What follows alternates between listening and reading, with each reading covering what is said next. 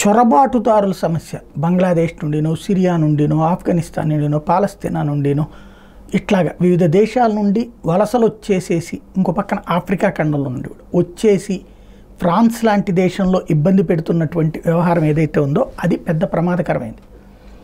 France ఇప్పుడు Europe countries అన్నిట్లో కూడా ఈ శరణార్థులతో పెద్ద సమస్య అయింది. ఇప్పుడు ఆ శరణార్థులకు సంబంధించినటువంటి ప్రధానమైనటువంటి అంశం ఏంటంటే ఫ్రెంచ్ ప్రెసిడెంట్ ఇమాన్యుయల్ మ్యాక్రాన్ తాజాగా పార్లమెంటుని రద్దు చేయడానికి సిద్ధపడుతూ ఉన్నారు.